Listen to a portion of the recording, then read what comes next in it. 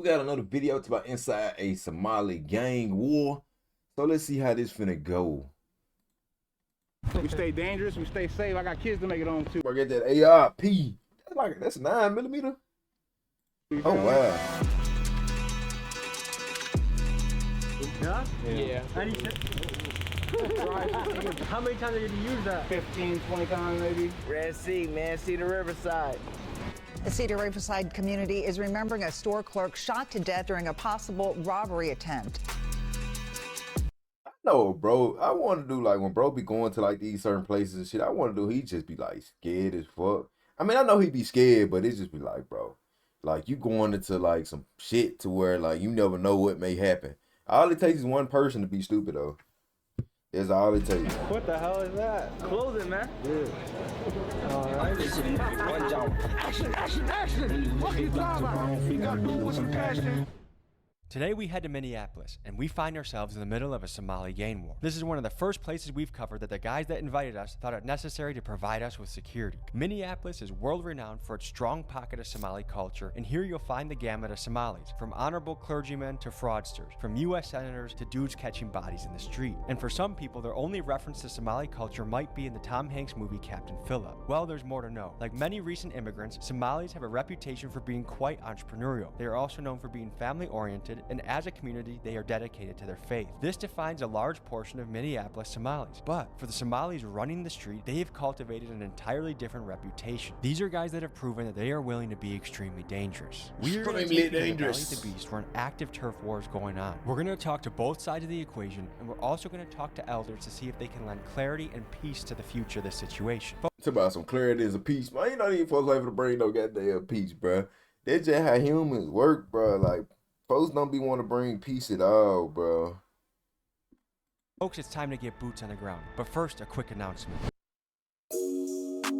For a long time, people have been requesting for us to go check out the Somalis in Minneapolis. Anytime you look these guys up, there's these gigantic gang wars and beefs and the highs and the lows and this guy versus that guy. To be honest, I don't know much about the Somali culture other than that there's been some real internal conflict and civil war within the country. We're just not safe. Not many economic opportunities, as well as the Tom Hanks movie, I'm the Captain Now. Look at me. Sure.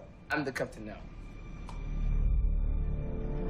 We're meeting a bounty hunter slash security Look at me. guard. You guys know. Look at me. Look at me in my eyes and tell me, I am not the captain. I am the captain now. Face say. We don't go anywhere with security. We don't have an aggressive approach. I just don't feel the need for having security. But they thought it was necessary. What's brother? What's your name? Token.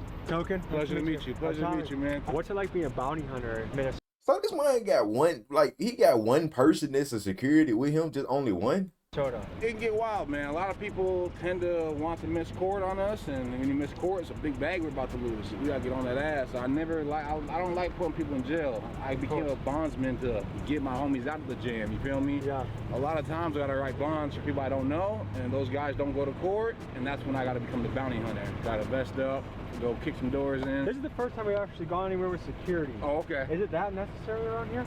For G-Money, yeah. G-Money is a controversial Minneapolis drill rapper that sounds like this. I'm too precise, I tap the button. Come on, watch me dress the crowd. Them niggas always gonna be mad. They know that little bro walked them down. Got a glizzy poke right through my sweater. My little brother hide as hell. He doing drills while on the tether. Front line in the trenches, you can't tell us about this war. Niggas. And while many in the city rock with him, the word around town is he has a lot of enemies, which makes him a dangerous man to be around, and hence the security. What's this summer looked like so far? It's been relatively quiet compared to the last couple summers, because when George Floyd happened, shit flared up like a motherfucker. If I was to compare for the last couple years, it's been relatively quiet, but it's still active as hell. The small gangs are taking over, they're coming deep, and there's a lot of rivalries. North Minneapolis has a big rivalry with the highs and the lows, and there's a street that literally divides the highs and lows. It's called Broadway. So on Broadway, you want to tread lightly because that's where the ops be at. I gotta say, what up, Minneapolis? Alright, murder app, we outside. Why you call it Murderopolis? It looks friendly around here. It's friendly for some people, and it gets dirty for some people. There's sides, you know what I mean? You might see shit popping off, you might not see shit popping off, I ain't gonna lie. How have things been lately? Ever since this year started, other than that, the cop getting killed and all that shit, About that, yeah, it's been good. Was it a Somali cop? No, it was a black cop. Who shot you? Are there victims inside? When Officer Jamal Mitchell rolled up to the scene of Blaisdell Avenue and found 2 people injured in the street, when Officer Jamal Mitchell asked Muhammad whether or not he was okay, that is when Muhammad pulled out a handgun and started shooting at Officer Mitchell. I had a warrant on that dude who shot the black cop. I was actively looking for the guy, Mustafa Muhammad. What was the community's reaction to the cop dying? Oh, crazy. That's been the 3rd cop shooting in Minneapolis, Minnesota area in like the last 3 months. Because George Floyd happened here, is it hard to support police? Like, are people scared to be vocally supportive? 100%. Even when the cop is in the right? 100%. Do you feel like the pendulum needs to swing back a little bit? I don't well. How you know what I mean? Before He George like, Floyd, you know what I mean? hell, And after really? George Floyd, it just made it worse for them. You know what I mean? Yeah. They need to turn this into a stand your ground state. Moms getting carjacked. Carjackings are up through the roof right now. Congresswoman got jacked in her own driveway. Yes. She was a defunded police person, right? Yes, she was. Let's roll the tape on what happened to Yes, this she lady. was. Perhaps no story encapsulates the chaos Minneapolis is experiencing than the story of Shivanti Shanana, a local Democratic Party leader. She was with her kids when a group of teens attacked her in her own driveway and threatened her with guns. She took to social media after to express her outrage and said the following: "We need to get illegal guns off our streets and catch these young people who are running wild, creating chaos across our city." Public service announcement. If you think it's gangsta beating up a woman in front of her own children, you are an absolute bitch and nobody respects you. The twist to this story is this same lady, Shivanti, was earlier calling for the Minneapolis police to be abolished. I wonder if her views have changed since this attack. Imagine if she had a gun on her. She would have went to jail too. Am I allowed to ask what that is? Oh, it's just a taser. X26, right? Police edition. Yep. I'll show them. What's the legality on that? Perfectly legal. Yeah? Yeah. Any You gotta pop that top off. Take that top off. And if someone's resisting, you drive Oh, still. Yeah. stop How many times have resisting. you used Stop resisting, motherfucker. Stop resisting. that? Yeah. Off the record, allegedly. 15, 20 times maybe. Well, it sounds like we're protected. On that note, let's go to the next spot. But he only got like 1 security though. I expect him to have at least about 2 or 3. I feel like a goddamn Somalian president right now. We're rolling in a nice convoy. We got a car up front, car in back with protection. You gotta stay safe, man. That's legal in Minneapolis? Oh, I mean, when you got your permit to carry, Yeah. My golly. we ain't playing around. We stay dangerous, we stay safe. I got kids to make it home too, you feel me? Outside, it was raining cats and dogs, so we decided it'd be a good idea to head up to the studio and meet with the crew as the G-Money entourage was assembling. Guy that we're supposed to be meeting, one of them is a guy named G Money, right? Has he ever been on time to anything that you've done with him? I can't say. I can tell you, bro. Yeah. No, nigga's never on time. Does that irritate Yeah, you though? he's I mean, shit, yeah, but he be paying for it, so. Is Somali time known for being really late? Honestly, nah. I wouldn't say nah. Either earlier or on time. As 3 non-Somalis, what are some Somali stereotypes I should know about? I don't be understanding, bro. Like, if there's like a job for you, like, say for instance, me being on YouTube and shit.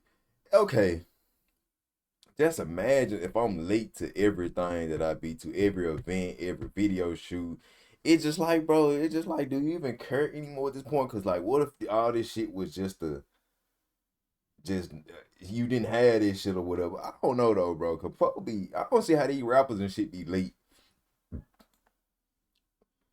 don't see. Can't drive? I don't know. No, that ain't no stereotype. Them niggas can't drive for shit, bro. The word on the street is the average Somali is not the best driver. Best driver? Nah, we do be driving. Y'all like got us up. I'm out, baby. Y'all like got. We could drive. Don't get us up. Y'all be wrecking shit. Don't get me wrong. I do wreck. You feel me? I done wrecked a lot of cars. But How many cars have you wrecked? He up there. I'm He up there. I done went to Cali, wrecked the car, got another car, wrecked it again. Did you wreck 4 cars? 4 cars in front of me. And you think you're a good Boy. I don't know how much. You're the reason insurance is high in the area. No, the only reason why I be wrecking cars because I be high as hell off drugs and I just be driving, nodding off and shit like that. That's not good, though, fool. Like, that's just like, man, like, that's just like me. If I'm under the influence or something, I'm not gonna be sitting up here trying to drive, fool, because, bruh, it can only take 1 wreck for you to end your life. Your first wreck could be the end of your life. You never know. But these niggas don't be kind. This has G Money, and that's your name too. Okay, so it's like that's like a gangster name tag right there. Would you consider yourself Muslim? Yeah. How does it work being Muslim and also kind of doing street shit and kind of doing smoking drugs and stuff? It teaches that nobody perfect. You can make mistakes. You feel me? And we just the regular person. Facts. Not everybody perfect though. Even Christians, certain things they not supposed to do and they still do it. So everybody will assume that just because you Muslim, you gotta straight be behind the books. But it all depends. Yeah. I don't encourage nobody to do anything I do. Yeah, I mean, it's just the lifestyle we live and certain things helps us. Lying. They late to their own interview, man. There was so much smoke accumulating in the studio that I felt like Wiz Khalifa. So we decided to get out of there, get some fresh air, and post up near the train tracks with G-Money so we could get to know him a little better. Do I seem high as shit? I'm not high as shit, but do I? Okay. We have a lot of factors working against us right now. We have, it's rain, there's beef. Come on, like Ryan and beef. A little bit of that Minneapolis medical in the air.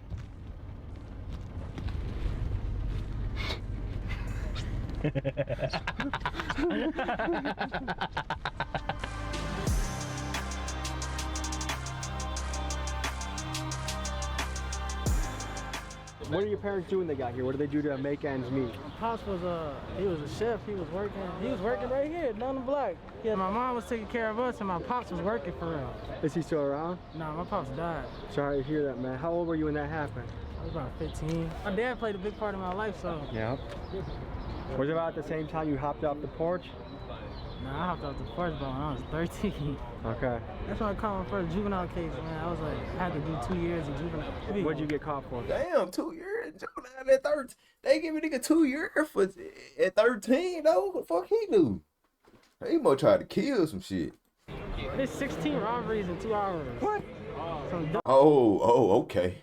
Okay, damn. I sure finna say, okay. He had to do he had to do some shit to be over there talking about some 2 years. What? Shit. What did you rob? Yeah, we was just robbing everything moving, man. What did your parents think about you hopping into the street? Man, they didn't like that shit. Because they escaped Civil War, right? Yeah. And you came here and chose a life of war. Why? I ain't chose the life of war. The life of war kind of chose me. What are your hopes for the future, G-Money? Man, I want to make the city a better place one day. You do? Yeah. How do you want to do that? I help the community now. I just don't show it. Do you feel like the community thinks you help the community? Yeah. Certain people. Do you think kids look up to you? Hell yeah, that's a lot of kids look up to me. What is that like? I try to spread a positive message sometimes, but they get such a negative message off my music sometimes, and they take it the wrong way and think they can. Is there an example of something someone took the wrong way? I got little kids be sending me like little Kia boys, Minneapolis Kia boys be sending me, hey, Craig, come here. You look like a ninja, like you're ready to go on top of a building or something. He said what? This one made my name G-Money right here. Oh yeah, this my baby, man. Come on now. One of the biggest, man. G-Money, we had to switch it up, man. Yeah. We had to switch it up, baby. One G-Money out there, no cap, folks. Y'all can't do no replicating of what we doing. No bop. One up, none. Run up, get done. We're going to K Block, the other Somali side, and we'll see you there.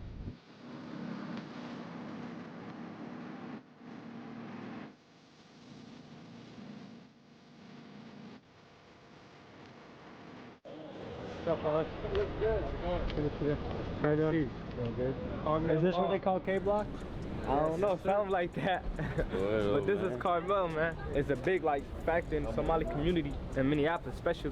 There's a lot of stores, there's barbershops. I need to find like this is a thing they be putting on their head, fool. I need one. Oh, man. How's it going?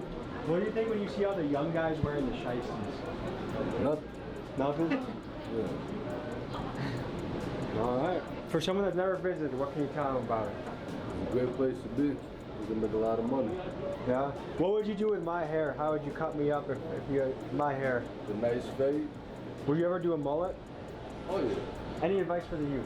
Keep God first, family second. Keep God first, you Sirski. Any Somali words we can teach people back home? Minimo. Unity. What do you like to eat around here? We Somalis, bro. We all drink tea, you feel me? Eat some busa. You drink green tea? Nah, not green tea. It's Somali tea. What the hell is that? Clothing, man. Yeah. Alrighty.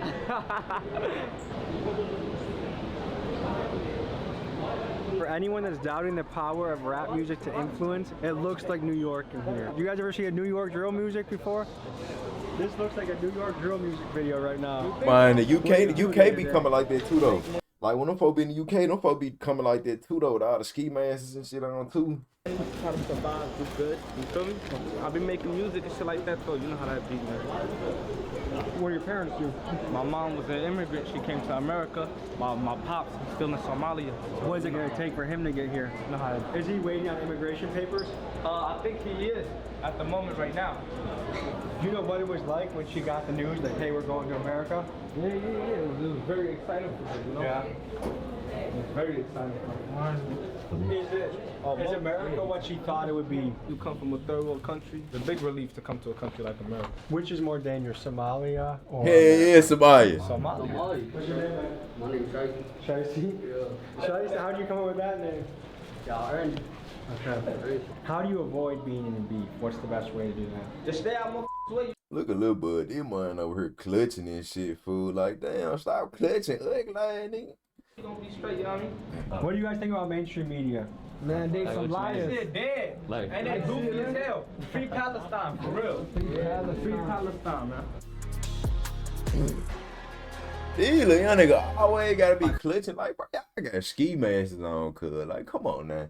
You ain't gotta be sitting up here clutching like this. It's a movie, one job. Action, action, action. Fuck you, gotta do it with some passion. Got my low and I've been waiting. Them niggas still ain't get active. In the crib, be this crazy. Did you want to see my reaction? Just by cause and lay that bet with a thought little muscle. This is Mo Jamma. He's a community leader who is taking a brave and hands-on approach to working with the youngsters in the street, and he speaks with them to encourage a more positive direction for their future. I'm about peace, I'm about unity. In the end of the day, the city got a past, right? It's got a dark past. I got homies that are about 6 feet deep. I got homies that are doing life. I got homies that'll never get to see their families, their kids, their wives. My goal is for everybody to understand that what you just showed them, which I just seen, has more benefit to the community than downfall. I see a lot of youngers. Why aren't they chasing that? These young guys are chasing that. Some of them got, some of them got different ideas. Go ahead. And it be hard to chase that when you feel me, when you in a bad predicament. You know what I'm saying? Does living this lifestyle though make the predicament worse? It could make the predicament worse. It will make the predicament worse. But hey, you never know. You might hit that move that changed your life. You really never know. But at the same time, it's like it ain't even about all that for real. It's like what you worry about getting a job and then you gotta wait 2 weeks for a paycheck when your mom rent due. Some of the shit that they're trying to write that happened before them, I was in there, I seen it. That's not what we're promoting though. That's definitely not what we're promoting. If we can't be a unity, if you can't see how much benefit that what they just showed you brings into this community, then you're looking for the wrong thing. That's definitely what you feel like people don't value the Somali impact on the community? It's not that they don't value the Somali impact. They don't value what the youth brings. That's the issue. I just had a meeting at a park unity that was going on. What that was about was an event that happened 4th of July last year, right? So that whole shenanigans, instead of seeing it as a youth issue, they try to paint it as a Somali youth issue, where individuals that have that 1% income decided to turn on the community and wanted to say, oh, the Somali community's doing this, and the third, they can't control their kids. That's not the picture. That's not what it is. They definitely could be beneficial. They could add more value to it. There's young men in here that want to add more values, that want to right the wrongs, that want to do good. Because the youth can really change things. They can change it for the better or for the worse. These guys are the future. They are. They definitely are. This thing ain't never gonna make things more. If it looks like my eyes were darting around during this interview, they were. I had guys behind me with duffel bags with semi-automatic rifles, 20 kids with shiesties moving in and out. It was kind of a chaotic scene. I ain't really too much worried about changing the world. I'm trying to make some money. That's life, bro. And you can't control what the next man doing. You know what I mean? True. You can't do that whatsoever. And then at the same time, you gotta think about this shit like, what you gonna worry about changing the world? Life ain't sweet. You don't see what's happening in Palestine right now? In Gaza? In Gaza, don't nobody talk about none of that shit though. There's real children getting killed every day. That's big facts. And I agree with exactly what he's saying. If you want to change things, you start from where you're at. The ground that you're standing on. I'm gonna change everything for myself in life. And then you can change everything for everyone around you. Every individual. If I get on, everybody here gonna be on. That's for big life. Facts, big facts, big facts. You're not lying. They fend for each other, they feed each other. What's your plan to change your life and send it in a great direction? man, some money, open up some businesses, you know, feed my people. But you know, when you grow up in the predicament I grew up in, you don't really have too much of a plan, you feel me? In this community, we about getting money, pushing positivity. We are Muslim, as you can see what I'm saying? We are brothers over here. So, you know, it ain't nothing about no negativity, gang beef. It ain't nothing about, you know, do drugs, pop pills, none of that. You see what I'm saying? We're gonna bounce out of this area, but can we walk with you and ask you some questions? Yeah, my bro stay with me though. Oh, everybody? No, just them That's right fine. here. If I'm in the club and you me mug me, I'ma up and blast it, chopper bullets blasting, now he passes. Where are the mentors, or where are the people that are like, hey, like your life's gonna be crazy if you keep down this path? Well, you got individuals like myself, we got a couple of homies, but you gotta understand, this is real life. Majority of the ones that would look after these young kids are no longer alive. Majority of the ones that would teach these young men are 6 feet deep. They're either locked up doing life, or they can't speak for themselves. They're dead. So the men that are missing. That's such a huge piece of the puzzle. The mentorship is where it's missing. That's what's missing. That's the biggest thing that's missing. So.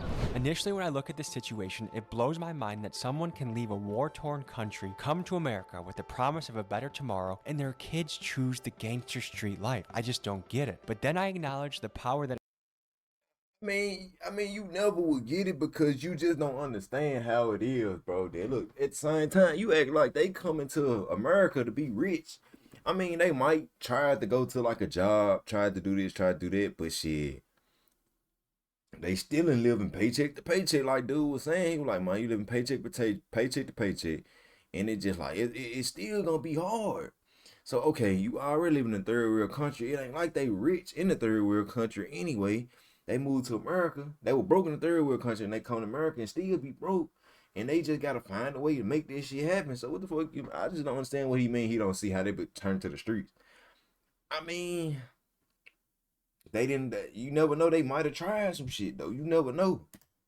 That an environment plays on the development of a kid. If you are put into a hood, you can expect hood outcomes. And we also have to talk about the role of fatherhood here. A lot of these kids' fathers are dead or in prison, and a kid without a father statistically has poor outcomes. A number I came across said that a kid that is close to their father is 80% less likely to be in prison. That is significant, and it makes me think the power a dad has to change the world for the better, one kid at a time.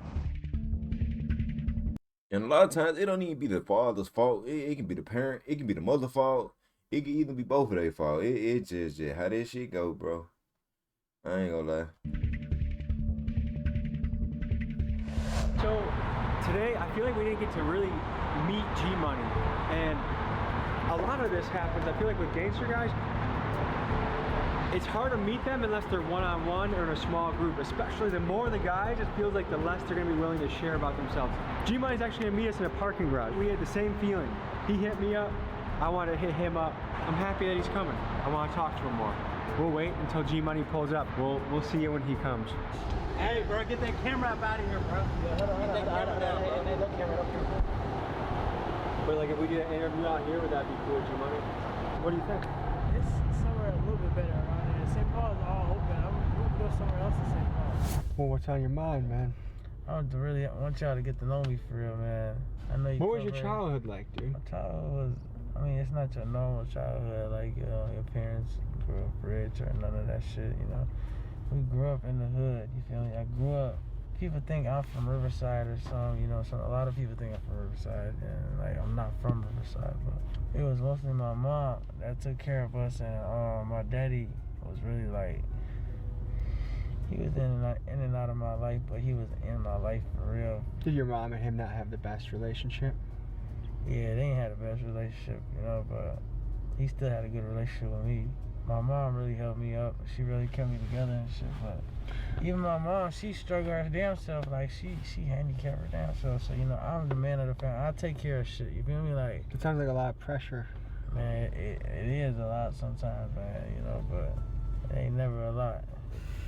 I guess my natural instinct is always to make peace.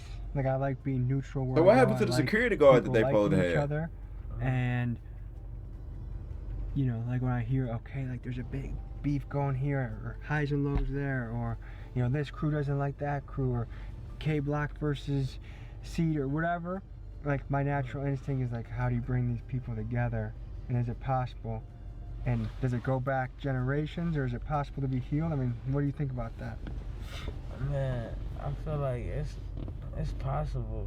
Like, it goes back generations, but like that generation that went back to and what they're fighting over now and what they're beefing over now ain't got nothing to do with what happened in the generation before, you feel me? They just young though, you feel me? They don't know what they doing, they just young, they jumping off the porch, they seen what other people doing, they seen what's cool on the internet and shit. And they don't even know what they in this shit for. They ready to crash out over shit they don't know nothing about. Like, they just got in this shit, don't know a damn thing about this shit. Like, what do you think the attraction is to a kid to join the gang or to be in the streets and hop off the porch, so to speak? I can't speak on the new generation though, cause the new generation so f***ed up. Cause like the kids jumping off the porch, mamas and daddies and shit, they don't really got them like. And then this how gangs just started. A bunch of kids in the neighborhood. Mama's probably at work. My other parents strung out. Some kids ain't got no parents. Some kids just lost. And they all come together. They just start doing things together. Once they start doing shit together, they start growing up together. They want to expand. They want to go do other shit to make more money. They want to go do this. Now they trying to make money where they can't. And now they got to go pick up a gun. And then now they got to beef. And now they turned into a gang. Some people really do though. Some people really just join gangs. And that's how that shit be too though, bro. That's just how that shit start off. You start out doing some small shit, start working up to some bigger shit. And shit, you start doing shit to motherfucker. That's how shit turns to shit like that. No reason I feel like, and like, there's people joining gangs at this age in 2024. Like, why are you doing that, bro? Like, well, I guess I appreciate us touching base. And I always think it's good to talk one-on-one. And I think we covered a lot more ground. And we got to learn more about you. Appreciate you, man. Nah, for sure, man. I appreciate Tommy G swinging by, coming to Minnesota, man. Mo took me through the Carmel Mall to speak with business owners, where I saw the hustle and bustle of entrepreneurs working hard. He then took me to speak with a religious leader and elder, who I wanted to talk to get his perspective both on Somali history and his thoughts on the gang and violence amongst the youth. This is what he had to say. How are you? Good. How are you? Good. So you visiting us from Minnesota or from somewhere else? From Milwaukee. Milwaukee, yes. What's your name? Tommy. Hi, Mohammed. Nice to meet you. Nice to meet you too. So, tell me, what happened in Somali that caused people to come to America in large numbers? Yeah. Well, Somalia, when I grew up, was nothing different than what we have in America. The country was prosperous. Okay. We have the golden days. I was lucky. We're going to be raised. And Somali is one of those people who's go-getter. They don't wait someone else. Even when the Europeans came to colonize, they didn't accept that. Oh my gosh, Gucci thing around his neck. What really happened in the country that made the unrest happen, that made a lot of people immigrate and want to leave? Yeah. So what happened was the military became so corrupted, and things were really, not only the military, everybody in the government thing. And the people uprised finally. And the worst part was that the military regime started fighting with its own people rather than, resolving the political problems. It started like certain, like the central regions, and then eventually the worst was what happened to Somaliland part called now. The dictator and the military regime, how are we going to change? There wasn't such plan. So what happened is finally, like, fighting among themselves and things were getting, the civil war went worse, and one side didn't win. So that's the thing. So unfortunately, that caused problem after problem. Let's give you some history and context on what happened in Somalia, a coastal country that at many times in its history was quite prosperous. The Somali Civil War officially started in 1991 when the central government of Somalia collapsed following the overthrow of President Siad Barre. The roots of this conflict trace back to the 1980s, marked by severe economic decline, political repression, and inter-clan rivalries. Barre's government relied heavily on clan-based favoritism, which meant if you weren't in the clan, you didn't get the job, and the marginalized clans were sick of being oppressed. This led to clan militias vying for control. The power struggle between factions resulted in widespread violence and instability, leading to displacement, human rights violations, and a famine in 1992 that left over 300,000 people dead. The ongoing conflict led many Somalis to flee their homes, seeking refuge in other countries. One of the major hubs for refugee settlement was Minneapolis, Minnesota. How hard was it for someone to apply and get accepted and go to America? Well, luckily in my case, the country was still a government. My thing was to get the passport. It's very hard to get the passport. So when I get my passport, I went back to the country to get my passport and left. So unfortunately, I left the country and stayed in Kuwait for 4 years, worked there for 4 years. Do you believe America is the land of opportunity still? Yeah, so America still is a land of opportunity, but it's not as it used to be the people before us. So one question is, what Okay, I feel it. There's some youth out there, they're kind of choosing the life of the streets. There's a lot of good role models around here that are entrepreneurs, that are senators, that are business owners, but a lot of these kids are choosing the route of a gangster rapper and criminal. What do you think about that? What would be your thing advice? is, as I said, every society will have some bad apples. Unfortunately, I think maybe the problem is when the family break, because when people get married, they rather stay together. Like a mother household. Yes. If you could speak to some of these young men out there that are choosing which path they want to go, some of them are choosing the streets. Choose God. What advice would you give to them if you could speak directly to them? Well, that's just something most of us we failed, including myself. We have to go and address the issue. One thing good about Thanks, like you got to. If there's a difficult situation, you used to face it right away and resolve it. So it's all bad apple. In our kids, we have to be care about them. So if I'm walking with my own kids and they fell on the ground, I'm not going to say, oh, they fell. No. Same thing with these people. They fell with their life and doing bad things. We have to address them.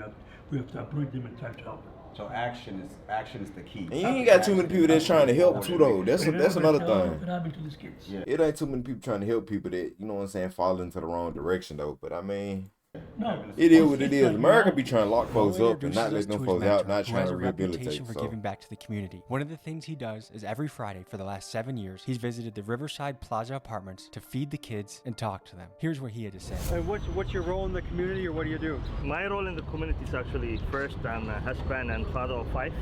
Congratulations. Yeah, so that's my first responsibility, but also professionally, I work for the city of Minneapolis. We take care of all the parks, lakes. A lot of people, they escaped Civil War, and they started building their own community, their own businesses, and starting to prosper. And yet the kids chose, instead of peace, which they easily could have chosen, maybe not, but it seems like, why did the kids choose war again? I really don't like us to paint a picture where we think every kid, a small percentage of the young men. And it comes with the environment. It comes with, this is a country where our kids are struggling in schools. Our kids are dealing with a lot of mental health and substance use, but we don't address that. We don't talk about that. So I'm trying to paint the picture. So we have kids struggling in school. We got COVID-19 online learning, and then we eliminated funding for after-school programs, which to me is it's kind of insane. Yeah. And so it was a perfect storm that's resulted in kids that are younger and younger getting involved in gang violence. Yes, absolutely. Yes, absolutely. If you come back to my community specifically, we came from a culture where the whole village takes care of kids. A place where you don't have the after school programs. It's the school's responsibility to teach kids academically, so you don't have to worry about homework help or are your kids performing. Are they doing well in the school? Well, something you brought up that I do think is a trend throughout America that is worth being brought up is this. We used to survive on eras where there could be the man would go work, they could support 5 kids, the mom could stay at home, and there was a lot of... Yeah, it ain't like that no more. It's over.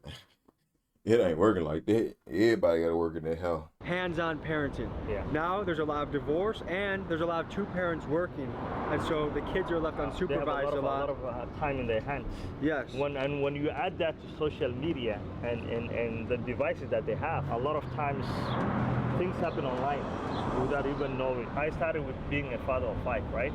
All my 5 children were born here. My kids are American kids. I spent the majority of my life here in Minnesota. We as adults, parents, don't see our kids Somali enough. We see them Americans because they don't know their native language. They rather eat McDonald's than eat Somali food, right? It's like pulled between 2 worlds. Yes, almost. and then I think that's a great point, because belonging is one of the most important things a kid can feel. Yes. And if a kid is feeling not American enough, or not Somali enough, or not black enough, or not Muslim enough, then they're lost. And when you're lost, you do things that to try and find yourself. If you could talk directly to these kids, what advice would you give them? This is what I tell my kids. Always ask for help before it's too late. And Thanks, but not everybody's just not giving the opportunity to ask for help. And you have to know that there's people that care about you, people who are very passionate about mentoring you, giving you an opportunity, and even when you're struggling, people who just want to listen. There's a lot of people that care about you. At the end of the day, You are our future. We love you and we care about you. That's a great ending message. Yes, I sir. thank you for what you do. Thank you. Thank you, brother. Yes, Thank sir. you for what you do. Yes, sir. I had a great time checking this out. I appreciate you guys tuning in. We'll see you next week. Peace. I ain't gonna lie though. It was a good video though. I fuck with it though. It's cool. You know what I'm saying? Man, I be wishing the best for everybody, and she hope the best for these folks in this video too as well. Shit, hopefully they can find a path, blow up their rapping shit. Hey, you never know though. But yeah.